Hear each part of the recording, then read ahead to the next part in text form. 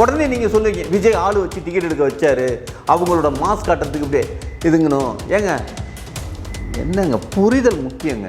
முதல்ல புரிதல் முக்கியம்.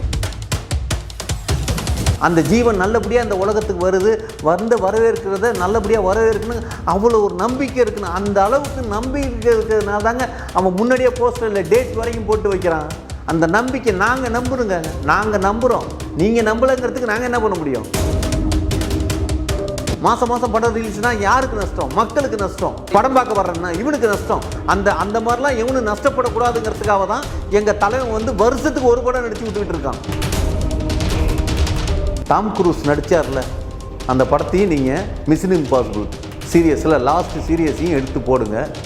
எங்கள் தலைவன் நடித்த படத்தையும் போடுங்க. எது விறுவிறுப்பாக எது எங்கேஜிங்காக இருக்குதுன்னு பாருங்கள். எங்கள் தலைவரும் அவ்வளோ காசை சம்பாதிச்சு அப்படியே மறைச்சி டப்பாக்குள்ளார வச்சு அப்படியே போகிறது கிடையாது. புரியுதுங்களா? எல்லாத்துக்கும் தானம் தர்மம் பண்ணணுங்கிறதுக்கு தான் அவர் வந்து அள்ளி வீசிக்கிட்டு இருக்காரு.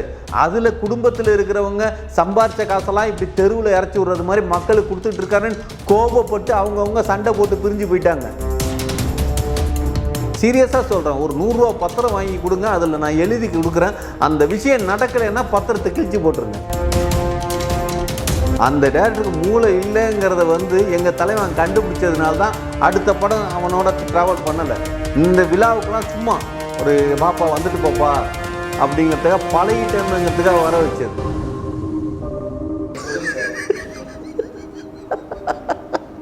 எவ்வளோ நேரம் தான் நானும் அடி வாங்காமல் ஒதுக்கு. சார், சமீபத்தில் ஜனநாயகன் படத்துடைய புக்கிங் ஓப்பன் பண்ணிட்டாங்க, சரிங்களா? எவன் டிக்கெட் புக் பண்ணா, எவன் வாங்கினா அப்படின்ற மாதிரி ஒரு வீடியோ பதிவு கிடையாது. எவனாச்சும் டிக்கெட் எடுத்தானா கூலி மாதிரி வந்து தேட்டரில் போயிட்டு நின்றுக்கிட்டு குடும்பம் இப்போ டிக்கெட் வாங்கிச்சான்னு கேட்டிங்கன்னா அதில் ஒரு எவிடன்ஸும் கிடையாது. ஆனால் இப்போயே போட ஆரம்பிச்சிட்டானுங்க. ஆஸ்திரேலியாவில் முதல் நாள், யூகேல முதல் நாள், யூஎஸ்ஏல முதல் நாள் போட்டானுங்க. ஒரு வழக்கம் போல் வட சொல்கிற கும்பல் வந்துட்டானுங்க உட்காந்துக்கிட்டு. யார் டிக்கெட் எடுத்தாங்க? ஒன்றுமே கிடையாது. புக் ஆகிடுச்சு. எப்படி சார் புக் ஆகுது? என்னங்க புக்கு ஆகாமல் புக் பண்ண முடியுமாங்க? புக்கு ஆகாதுங்கிற ஒரு செய்தி வந்து வெளியில் வருமாங்க? புக்கு ஆனதுனால தானங்க வருது. அது எல்லாரும் நீங்கள் என்ன நினைக்கிறீங்கன்னா, எல்லாரும் போய் தேட்டரில் டிக்கெட் வாங்கினா தான் அது டிக்கெட் வியாபாரம்னு நீங்கள் நினைக்கிறீங்க. அதுவே தப்பு. ஒரே ஒருத்தர், புரியுதுங்களா? ஒரு கம்பெனி வச்சுருக்கலாம், கிட்டத்தட்ட ஒரு 1000 பேர் அந்த கம்பெனியில் வேலை பார்க்கலாம். அந்த முதலாளி போய் டிக்கெட் எடுப்பான். ஒரே ஒரு டிக்கெட் 1000 டிக்கெட் கொடுன்னு வாங்கிட்டு வருவான். புரியுதுங்களா? அந்த மாதிரியான சம்பவம் தான் அதிகமாக நடக்குது. அது மாதிரி குழுவாக போய் அந்த கம்பெனி ஒரு ஆள் போய் டிக்கெட் எடுத்துகிட்டு வந்துடுறாங்க எல்லாத்தையும். உடனே நீங்கள் சொல்லுவீங்க விஜய் ஆள் வச்சு டிக்கெட் எடுக்க வச்சாரு, அவங்களோட மாஸ் காட்டுறதுக்கு இப்படியே இதுங்கணும். ஏங்க என்னங்க, புரிதல் முக்கியங்க. முதல்ல புரிதல் முக்கியம். அவங்க வந்து சம்பாதிக்கணுங்கிறதுக்காக சினிமாவுக்கு வரல. சினிமா வந்து ஒரு கலை தொழிலாக ஒரு சேவை செய்யணும், மக்களை நம்மளை சந்தோஷப்படுத்தணும் அப்படிங்கிற நோக்கத்துக்காக தான். சும்மா ஆடினது பாடினது ஒரு குரங்கு மாதிரி பல்ட்டி அடிச்சுட்டு தான் டான்ஸ் ஆடணுங்கிறதெல்லாம் விதியாங்க விஜய்க்கு? மக்களை சந்தோஷப்படுத்தணுங்கிறதுக்காக அவ்வளோ தரமட்டமாக இறங்கி நடித்து கட்டுறாருங்க. இதெல்லாம் போய் விட்டு இது இல்லாமல் அரசியலுக்கு இப்போ வந்தார்னா என்ன, எவ்வளோ பெரிய சம்பார்த்தனை விட்டுட்டு வந்திருக்காரு அரசியலுக்கு. வந்து எங்கே என்ன கோடியாக சம்பாரித்து இது பண்ணிட போகிறானுங்களா? அப்படியே சம்பாரித்து வச்சுட்டாலும் ஐடி ரைடில் எல்லாத்தையும் அள்ளிட்டு போயிட மாட்டாங்க. நம்ம ஊர் ஐடியை பற்றி உங்களுக்கு தெரியாது. என்ன பேசுகிறீங்க? அதான் தெரியுமே சார், ஐடி ரைடு பண்ணவரே விஜய் கட்சி சேர்ந்துருக்காரு சார். ஐடி ரைடு சார் அது. ஏங்க ஒரு விஷயம் திருப்பி ஐடி அவங்க ஒரு விஷயம், பதவியில் இருக்கிறவன் கட்சியில் வந்து சேர்றான். ஒரு ஐஏஎஸ் பதவியில் இருக்கிறவன், ஐபிஎஸ்சில் இருக்கிறவன்லாம் அந்த கட்சியில் வந்து சேர்றான்னா அந்த கட்சியோட பண்பும் கொள்கையும் பிடிச்சி போய் வந்து சேர்றானுங்க. அதை முதல்ல நல்லா தெரிஞ்சுக்குங்க. ஒரு பிடிக்காமல் எனக்கு ஒரு கட்சியை பிடிக்காமல் நான் போய் அந்த கட்சியில் வேலை செய்ய முடியாது. நான் ஈடுபாடு வைக்கணும். ஈடுபாடு எதை வச்சு வரும்? அந்த கட்சியை பிடிக்கணும், அந்த கட்சியோட தலைவனை பிடிக்கணும். எங்கள் தலைவனை பிடிக்காத ஒருத்தம் கிடையாது அப்படின்னு. எல்லாம் சதி, திமுக காரனோட சதி தான். அந்த பில்லி சூனி ஏவி ஆவி வச்சு ஏவி விட்டு பிடிக்காத மனுஷனாக மாற்றிக்கிட்டு இருக்காங்க. கெட்ட இதை பரப்பிக்கிட்டு இருக்காங்க சார். கூலி முதல் நாள் வந்து 151 கோடி வசூலாச்சு. இவங்க இப்போவே 160 கோடிக்கு போஸ்ட் ரெடி பண்ணிட்டாங்க. கூலி முதல் நாள் உலகம் முழுவதும் 152 கோடி கிட்ட வசூலாச்சு சார். இப்போ ஜனநாயகன் திரைப்படம் வந்து இப்போவே ரெடி பண்ணிட்டாங்க சார் போஸ்டர். இன்னும் வந்து எல்லாரும் டிக்கெட் ரிசர்வேஷன் ஸ்டார்ட் பண்ணல, எதுவும் பண்ணல. இப்போவே 120 கோடி வரும்ட்டு இவங்களே போட்டுக்கிறானுங்க சார்.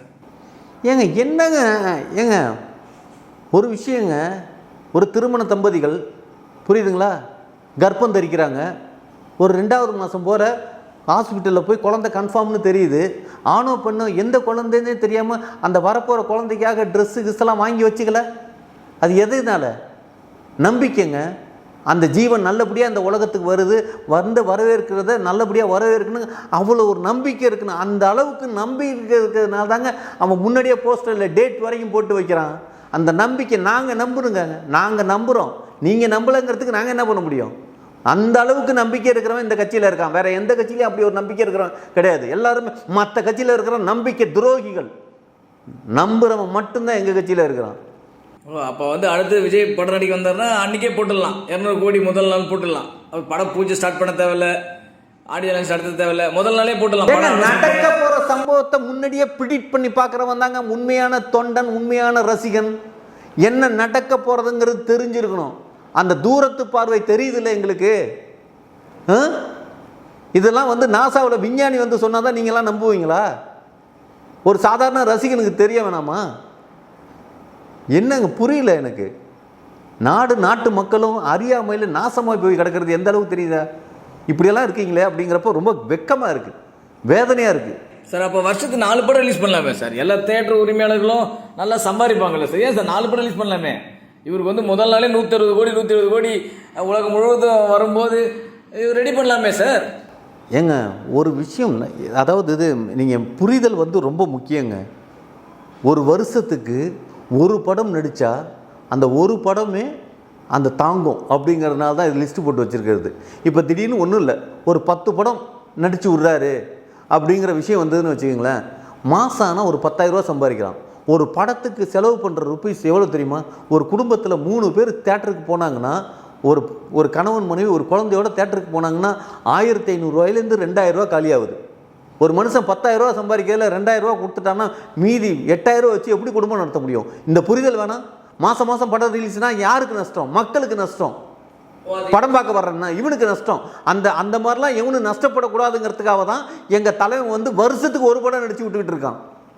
அந்த ஒரு படமும் வந்து உலக சினிமாவே புரட்டி போகிற அளவுக்கு படம் எடுக்கிறார். கரெக்டா சார்? அந்த ஒரு படமே உலக சினிமாவையே புரட்டி போடுற அளவுக்கு படம் எடுக்கிறாரு. டாம் க்ரூஸ், பிராட் பிட் எல்லாம் தோத்துட்டாங்க இவர்கிட்ட. ஏங்க என்னங்க படம் பார்க்குறீங்களா இல்லை? ஹாலிவுட் படத்தையும் ஒரு பக்கத்து ஓட்டுங்க. டாம் க்ரூஸ் நடித்தார்ல அந்த படத்தையும் நீங்கள் மிஷன் இம்பாசிபிள் சீரியஸில் லாஸ்ட் சீரியஸையும் எடுத்து போடுங்க. எங்கள் தலைவன் நடித்த படத்தையும் போடுங்க.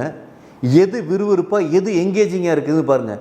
ஏங்க ஒருத்தன் படத்தில் ஓப்பனிங்லேருந்து எண்டு வரைக்கும் அப்படியே ஓடிக்கிட்டே இருக்கிறதும், இது கட்டையில் தாவுறதும் பைக் ஓட்டுறதும், மலையை தாவுறதும், ஹெலிகாப்டரில் ஏறுறதும், ஃப்ளைட்டில் ஏறுறதுமாங்க படம்.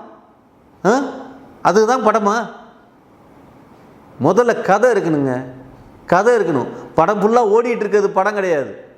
படத்தில் நாம் என்ன பண்ணுறோம், நம்ம கேரக்டர் என்ன, அந்த உள்வாங்கி அவர் தலைவனோட எக்ஸ்பிரஷனுக்கு ஒரு சின்ன ஒரு புன்முறுவலான எக்ஸ்பிரஷன் இந்த டாம் க்ரூஸ் கம்யூனிட்டியால் பண்ண முடியுமாங்க? அந்த கம்யூனிட்டி என்னத்தை பெரிய கிழிச்சிட்டாங்கிறீங்க. அவனோட இது பண்ணுறீங்க. கம்பேரிசன் யார் கூட கம்பேரிசன் பண்ணுறதுன்னு இல்லைங்க, லெஜெண்டோட கம்பேரிசன் பண்ணுங்கள். டாம் க்ரூஸ் கம்யூனிட்டிலாம் ஒரு இளவுலையும் சாத்தி கிடையாது, ஓடிக்கிட்டே கிடப்பான். அவனோட கம்பேரிசன் பண்ணுறீங்க என்ன நீங்கள்? விஜய் அவர்கள் வந்து நீங்கள் லெஜெண்ட்னு சொல்ல வரீங்க? அப்போ லெஜெண்ட் தாங்க, உண்மையான லெஜெண்ட் விஜய். இந்த போலி லெஜெண்ட்டுங்கிறது சரவணா ஸ்டோர் ஓனர், புரியுதுங்களா? அவர் லெஜெண்ட்டுன்னு பேர் வச்சுக்கிட்டதுனால அவர் லெஜெண்ட் கிடையாது. லெஜெண்ட்டுன்னு பேர் வச்சுக்கிட்டவங்களாம் லெஜெண்ட் கிடையாது. நல்லா ஒன்று தெரிஞ்சுக்கங்க, லெஜெண்டாக வாழ்கிறவன் தான் லெஜெண்ட். எங்கள் தலைவர் லெஜெண்டாக வாழ்கிறவன், முதல்ல அதை நல்லா புரிஞ்சுக்குங்க சார். அப்படி யார் தான் சார் டிக்கெட்லாம் புக் பண்ணுறாங்க? எனக்கும் தெரியல சார், கொஞ்சம் சொல்லுங்கள் சார். எவ்வளோ நேரம் தான் நானும் அடி வாங்காமல் நான் கூலிக்கு பார்த்தேன் சார், ஜெயிலருக்கு பார்த்தேன் சார். ஸோ ஒவ்வொரு ஊர்களிலையும் தேட்டரில் வந்து ஆர்கானிக்காக டிக்கெட் விற்குது, ஆர்கானிக்காக டிக்கெட் வாங்குறதெல்லாம் தெரியுது சார். இவருக்கு எந்த ஓவர்சீஸ்ல இந்த மாதிரி டிக்கெட் வாங்குற மாதிரி ஒரு வீடியோ கூட இல்லையா சார்? அப்படி யார் தான் சார் டிக்கெட் வாங்குறாங்க? தயவுசெய்து அதை சொல்லுங்கள் சார். எந்த தயாரிப்பில் தான் சார் 225 கோடி சம்பளம் கொடுக்குறது, அதையும் சொல்லுங்கள் சார். ஏங்க ஒரு விஷயம் நீங்கள் மறுபடியும் சொல்கிறேன், அது வந்து ரகசியமா, அதை யாரும் வெளியே சொல்றதுக்கு இல்லை அப்படியா? இல்லைங்க, இது விவேக் படத்துல காமெடி. எப்போவோ நடித்த சச்சின் படத்தை கூட இப்போ அந்த ப்ரொடியூசர் ரிலீஸ் பண்ணி எவ்வளோ லாபம் சம்பாரிச்சா தெரியுமா? கிட்டத்தட்ட 250 கோடி ரூபா அவர் லாபம் சம்பாதிச்சு வச்சிருக்காரு. கிட்டத்தட்ட யாரையோ வச்சு படம் எடுத்து லாஸ் ஆகி கமலஹாசனை வச்சு பிச்சை எடுக்காத குறைய தெருவுக்கு வந்தாருங்க அந்த ப்ரொடியூசரு. சச்சின்ங்கிற ஒரு படத்தை எடுத்து வச்சதுனால அப்பப்போ அதை ரீரிலீஸ் பண்ணி சம்பாரிச்சிட்டு இருக்காருங்க. இந்த சம்பாத்தனை வேற எப்படி எவனுக்கு எந்த ஹீரோவுக்கு நடக்கும்? முதல்ல புரிதல் முக்கியங்க. ஒரு படத்தை ரீரிலீஸ் பண்ணுறாங்கன்னா சம்பாதிக்காமல் ரீலீஸ் பண்ணுவாங்களா? ஒரு நடிகனை கொண்டு வந்து கோடிக்கணக்கான ரூபா கொடுக்குறான்னா சும்மா கொடுத்துருவானா? கலெக்ஷன் கொடுத்த பணம்லாம் எப்படி ஏதாவது வசூல் பண்ணணும்ல, எந்த வழியில் வசூல் பண்ணுறான்? இது எல்லாத்தையும் விலாவரி போட்டு அப்படியே கணக்கு வழக்கு கொடுத்துட்டு இருக்கணுமா? புரியல. அப்போ 250 கோடி வந்து தானுதான்றீங்களா? அவர் சம்பளம் கொடுக்க போகிறவர் ஏங்க, அவர்லாம் அவங்க டீலே வேறங்க, அவங்க டீல்லாம் வேற. புரியுதுங்களா? எங்கள் தலைவரும் அவ்வளோ காசை சம்பாதிச்சு அப்படியே மறைச்சி டப்பாக்குள்ளார வச்சு அப்படியே போகிறது கிடையாது. புரியுதுங்களா? எல்லாத்துக்கும் தானம் தர்மம் பண்ணணுங்கிறதுக்கு தான் அவர் வந்து அள்ளி வீசிக்கிட்டு இருக்காரு. அதில் குடும்பத்தில் இருக்கிறவங்க சம்பாரித்த காசெல்லாம் இப்படி தெருவில் இறச்சி விடுறது மாதிரி மக்களுக்கு கொடுத்துட்டு இருக்காருன்னு கோபப்பட்டு அவங்கவுங்க சண்டை போட்டு பிரிஞ்சு போயிட்டாங்க. அதை முதல்ல நல்லா புரிஞ்சுக்குங்க சார். ஒருத்தர் வந்து தனது எக்ஸ்பதியில் போடுறாரு, சங்கீதா அண்ணியாரே விஜய்க்கு சுத்தி போடுங்க, ரொம்ப கண்டுபட்டுருக்கு அப்படின்றாங்க. மலேசியால வந்த பிறகு கீழே முதல் கமெண்டே போடுறான், அதுக்கு இருந்தாலும் லண்டன் தாண்டா போனோம் அப்படின்றாங்க. இது நீங்க எப்படி பாக்குறீங்க? எங்க ஒரு விஷயங்க, வீட்டுக்கு வீடு பிரச்சனைன்னு உண்டு, வீட்டுக்கு வீடு வாசப்படின்னு உண்டு. சில இடத்துல சின்ன வாசலாக இருக்கும், சில இடத்துல பெரிய வாசலாக இருக்கும். புரியுதுங்களா? அங்கே அதாவது அவர் வந்து ஹீரோ அப்படிங்கிறதுனால, அவர் ஒரு பெரிய விஐபி அப்படிங்கிறதுனால, விஜய் அப்படிங்கிறதுனா எல்லாத்துக்கும் தெரியும் அப்படிங்கிறதுனால அதை வந்து பூதாகரமாக ஆக்கிறானுங்க. அங்கெல்லாம் ஒரு பிரச்சனையும் கிடையாது, ஒரு சின்ன பிரச்சனை கூட கிடையாது. அவங்க அண்டர்ஸ்டாண்டிங் அவ்வளோ இதாக இருக்காங்க. டெய்லி அந்த என்ன சொல்கிறது, தலைவர் விஜயோட பொண்ணு ஃபாரினில் படிச்சுட்டு இருக்காங்க, அந்த பொண்ணுக்கு துணையாக போய் இருக்குங்கிறதுக்காக அங்கே இருந்துகிட்டு இருக்காங்க. டெய்லி வந்து அவங்க வீடியோ காலில் பேசிக்கிட்டு இருக்காங்க. கணவன் மனைவி இருவரும் வீடியோ காலில் டெய்லி பேசிக்கிட்டு இருக்காங்க. இதெல்லாம் வந்து வீடியோ காலில் பேசிகிட்டு இருக்கிறதெல்லாம் சொல்லி காட்ட முடியுமா? சொல்லிட்டு இருக்க முடியுமா? நான் வீடியோ காலில் என் பொண்டாட்டிகிட்ட பேசிகிட்டு இருக்கேன்டா அப்படின்னு எல்லாருக்கும் போட்டு காட்டணுமா? எதை நம்புவீங்க சார்? வீடியோ காலில் பேச வேணாம், கிட்டத்தட்ட ஒரு 4-5 வருஷம் ஆச்சு அவர் குடும்பத்துக்குள்ள ஒரு ஃபோட்டோ வந்து, ஏன் ஒரு ஃபோட்டோ எடுத்து போடலாமே? இதெல்லாம் எதுக்கு காட்டணுங்கிறேன், எதுக்கு காட்டணும், எதுக்காக நியாயப்படுத்தணும் புரியல எனக்கு. ஏங்க, ஓட்டு போடுற மக்கள் எங்களுக்கு இருக்கான், படத்தை ஓட வைக்கிற ரசிகன் எங்கள்கிட்ட இருக்கான். இதை தவிர மூணாவதாக எவனுக்கு எங்கே காட்டணும், எவனுக்கு நியாயப்படுத்தணுங்கிறீங்க, எவனுக்கு நாங்கள் இப்படி தான் அப்படிங்கிறது எவனுக்கு காட்டணுங்கிறீங்க? அப்போ நீங்கள் சொல்றது வந்து படத்தை ஓட வைக்க அப்படின்ற ஒரு வார்த்தையை மென்ஷன் பண்ணுறீங்களா? அப்போ படம் ஓடாதுன்னு சொல்ல வரீங்களா? இவர் படத்தை ஓட்ட தான் வைக்கிறாங்கன்னு சொல்ல வரீங்க? படத்தை ஓட வைக்கிறதுக்காக பேசிகிட்டு இருக்கோமா? படத்தை ஓட வைக்கிறதுக்கு தான் அஜித்தோட பேரெலாம் நாங்கள் சொன்னோம்மா மீட்டிங்கில். வாங்க அஜித் ரசிகர்கள் எங்கள் படத்தை வந்து பாருங்கிறதுக்கு. முதல்ல நல்லா திருப்பி சொல்கிறேன், நல்லா தெரிஞ்சுக்குங்க. யாரோட சிபாரிசுனால நாங்கள் வாழலை, யாரோட அனுதாபத்தினாலையும் நாங்கள் வாழலை. எங்கள் வாழ்க்கைங்கிறது தனி, தலைவரோட பயணங்கிறது தனி. அந்த பயணத்தில் பின்னால் அத்தனை லட்சம் பேர் இருக்கும். அதை முதல்ல இந்த எலெக்ஷன் பதில் சொல்லுங்கள். 2026 எலெக்ஷன் இருக்குல்ல, அது பதில் சொல்லும். சமீபத்தில் ஒருத்தர் தாவேக்காவுக்கு 35% இருக்குது, 40% இருக்குது, இந்த மாதிரி பெரிய நிறுவனம் போட்டுருச்சு, சர்வே ரிப்போர்ட் குத்திச்சுருந்தாங்க. அந்த நிறுவனமே வந்து நாங்களாம் இதெல்லாம் நடத்தவே இல்லை, இவங்களாம் சும்மா என்ன தூக்கிட்டு வரானுங்க அப்படின்ற மாதிரி அசிங்கப்படுத்தி அமிச்சிட்டாங்க இல்லையா சார்? அப்போ அதுக்கு என்ன பதில் சொல்லுவீங்க? அப்போ அந்த நிறுவனமே வந்து திமுகவுடைய கைக்கூலியா? ஏங்க, ஒரு விஷயம் நல்லா தெரிஞ்சுக்குங்க. 264 தொகுதி, முதல்ல பாண்டிச்சேரியும் சேர்த்து சொல்கிறேன். 234 தொகுதிக்கு என்னது 264 தொகுதி தற்குத்தனமாக நீ பேசிக்கிட்டு இருக்க அப்படிங்கிறது மாதிரி யோசிக்கக்கூடாது. 264 தொகுதியில் சாலிடாக சொல்கிறேன், ஒரு தொகுதி கூட ஜெயிக்க முடியாமல் திணறுவானுங்க எதிர்கட்சி. யார்? ஏடிஎம்கே, டிஎம்கே, பிஜேபி, மற்ற இந்த அல்லு சில்லு கட்சியெல்லாம் கொஞ்சம் அங்கே ஒன்று இங்கே ஒன்றுமா இருக்கும். திணறுவாங்க. திணறுவாங்கன்னு இல்லை, தோற்று போய் வெக்கி தலை குனிஞ்சு தலையில் துண்டை போட்டுக்கிட்டு எங்கே போய் ஒதுங்கி நிற்கிறதுக்கு இடம் இல்லாமல் எவன் மூஞ்சியும் உங்களுக்கு 2026க்கு அப்புறம் மானம் போச்சேன்னு தூக்கு மாட்டி தொங்க வேண்டியவெல்லாம் நெஞ்ச நிமித்திட்டு சுற்றுற அளவுக்கு இருக்குங்க. ஆமாம், வேறு லெவல். எங்களோட வெற்றியே யாராலையும் உலகத்திலே யோசிக்க முடியாது. அந்த மாதிரி ஒரு வெற்றி பயணத்தை இருக்கும். ஒரு சீட்டு தோக்காதுங்க, ஆல் சீட் நாங்கள் தான். ஆல்ரவுண்டாக எல்லாத்துலேயுமே ஜெயிச்சு நின்னானுங்கடா அப்படின்னு. எப்படி சார் 273 தொகுதியுமே சார்? 273 அப்படிதான் சார் அவங்க ரசிகர்கள் சொல்றாங்க. 273 ஜெயிலில் 67 தொகுதி. 264ங்க, 264 264 தொகுதி ஜெயிச்சிருவாரு அவரு கண்டிப்பாங்க. எந்த ஒரு மாற்றமும் இல்லைங்க. இன்னைக்கு எழுதி வச்சுக்கோங்க. ஆமாம், சீரியஸாக சொல்கிறேன். ஒரு 100 ரூபா பத்திரம் வாங்கி கொடுங்க, அதில் நான் எழுதி கொடுக்குறேன். அந்த விஷயம் நடக்கலைன்னா பத்திரத்தை கிழிச்சு போட்டுருங்க. ஆமாம் சார், இவ்வளோ டிக்கெட் புக்கிங் ஆயிடுச்சு இதாச்சுன்றாங்க. என்ன பண்ணாலும் கூலி புக்கிங் ஆன அளவுக்கு இந்த படம் ஆகலைன்றாங்களே சார். ஏங்க, ஒரு விஷயம், பொய்யான கட்டமைப்பு எப்போதுமே கட்டாதீங்க. கூலி படத்தை போய் எவங்க பார்த்தான்? ஆமாம், அதோட விமர்சனம் பார்த்தீங்களா? என்னடா கொண்டு போய் என்னடா சுடுகாடு, என்ன எலக்ட்ரிக்கல் சுடுகாடு காட்டுறதுக்காடா இந்த படத்தை எடுத்தாங்க? அது ரஜினியை வச்சு சுடுகாடு காட்டுறதுக்காட படத்தை எடுத்தாங்க. தப்பு பண்ணாங்க சார். நரபலி படத்தை எடுத்துருக்கணும் சார் அவரை வச்சு. நரபலி படத்தை எடுத்துருக்கணுமா? புரியல. இல்லை, ரஜினியை வச்சு இப்போ நரபலி படத்தை எடுக்கணும்னு சொல்ல வரீங்களா? அப்போ அது நல்ல படம் ஏற்றுருப்பீங்களா? அப்போ லியோவில் வந்து ரஜினி நடிச்சிருக்கணும், விஜய் நடிச்சிருக்க கூடாதுங்கிறீங்களா? நீங்கள் என்ன சார் சொன்னீங்க? எலக்ட்ரிக் சுடுகாடு படத்தை யார் பார்ப்பாங்க? அப்போ நரபலி கொடுக்குற படத்தை பார்த்துருக்கலாமான்னு கேட்குறேன் நான். ஏங்க, ஒரு விஷயங்க, சுடுகாட்டில் படம் எடுக்கணுங்கிறது ஒரு பாலாவுக்கு வரும், புரியுதுங்களா? ஒரு அந்த படத்தில் நடிச்ச விக்ரமுக்கு இருக்கும். சுடுகாட்டில் வச்சு படம் எடுக்கலாம், அது எந்த நடிகனை வச்சு எடுக்கணுங்கிறது இருக்குது, புரியுதுங்களா? வேணாங்க, வாயில் வேறு மாதிரிலாம் வருது.